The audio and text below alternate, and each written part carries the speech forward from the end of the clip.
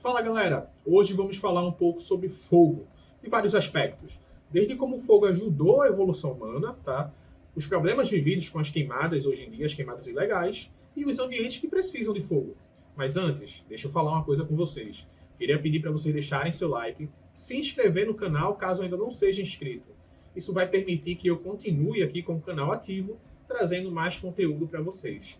Manda para um amigo também, manda para um amigo que esteja interessado em aprender um pouquinho mais sobre o fogo. E agora vamos nessa. O fogo, desde os primórdios da humanidade, tem sido uma força tanto criadora quanto destrutiva. Tá? Está presente em nossas histórias, mitos e cotidiano. O fogo moldou o ecossistema, impulsionou a evolução humana e hoje, além do fogo de forma ilegal, os ambientes que precisam de fogo natural enfrentam a complexidade das mudanças climáticas. O fogo, ele foi um marco na evolução humana. Embora existam debates, as evidências mais antigas do uso controlado de fogo pelos hominídeos, eles datam aí de cerca de 1,7 milhões de anos atrás, ou seja, foram os antepassados do Homo sapiens, né, os ancestrais dos Homo sapiens, que dominaram o fogo. A gente só herdou culturalmente essa habilidade ou a gente aprendeu com eles. O domínio acidental ou intencional do fogo foi um marco fundamental na história. Imagina a cena, um grupo de hominídeos reunidos em torno de uma fogueira, protegidos do frio, cozinhando alimentos e espantando predadores. O domínio do fogo, ele também permitiu a ocupação de novos hábitats e a expansão da nossa dieta. A gente passou a cozinhar os alimentos e também passou a desenvolver ferramentas mais sofisticadas porque ficou mais fácil da gente moldá-las. O fogo também foi fundamental para a criação de laços sociais, tá? E o surgimento das primeiras comunidades. O fogo na natureza, ele é um processo ecológico, tá? Muito antes da intervenção humana no domínio no fogo, o fogo ele era um elemento natural presente em diversos ecossistemas. Raios, vulcões e atritos entre rochas eram as principais causas de incêndio natural.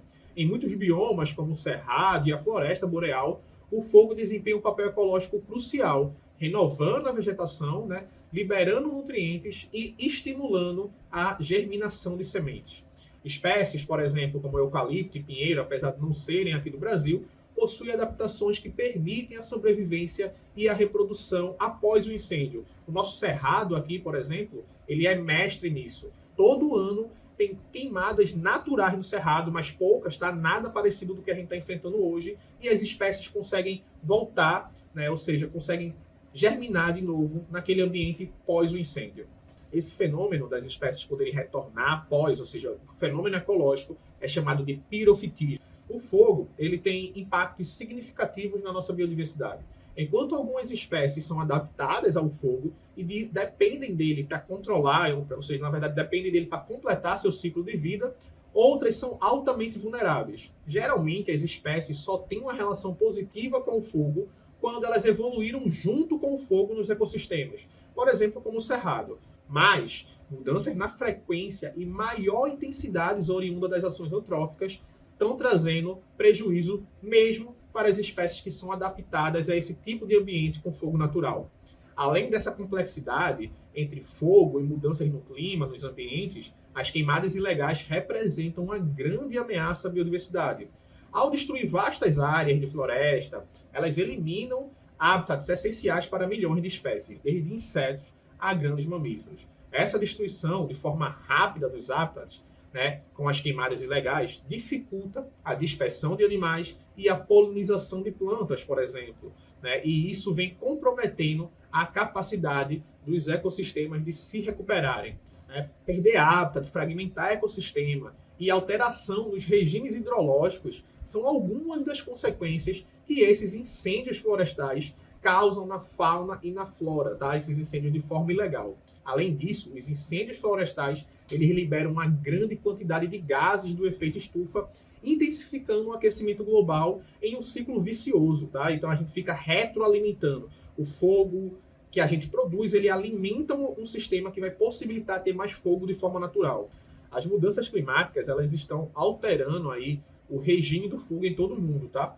O aumento da temperatura global, a redução das chuvas e a maior ocorrência de eventos climáticos extremos, como secas e ondas de calor, criam condições mais propícias à ocorrência de incêndio de maior intensidade e maior duração.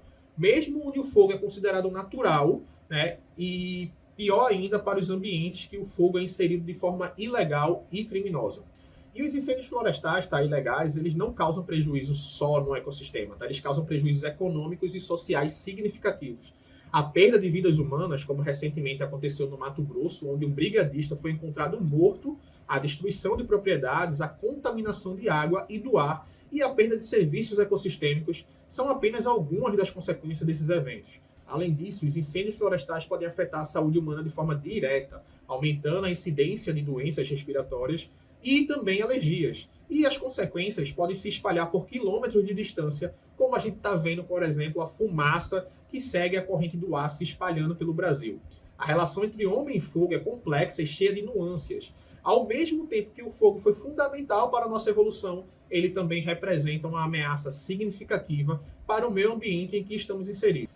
O fogo é uma força complexa da natureza, tá? E ambivalente. Ele pode ser um aliado ou um inimigo, dependendo de como é utilizado, né? Ao compreender a história de como o fogo impacta o meio ambiente, a gente pode tomar decisões mais conscientes, né? E contribuir para a construção de um futuro mais sustentável para o nosso planeta, onde a gente possa lidar com o fogo de forma natural e acabar com o fogo de forma criminosa, como está ocorrendo no Brasil. Agora, se você gostou desse vídeo, não esquece de deixar seu like. Se você não é inscrito no canal, se inscreve no canal também, e vai ter muito conteúdo. E já queria dizer para vocês aqui que a partir do final de setembro a gente vai estar com live, tá? Eu vou falar com vocês toda terça-feira de noite, das 7 às 10 da noite. Eu vou trazer aqui muito conteúdo científico para vocês, beleza?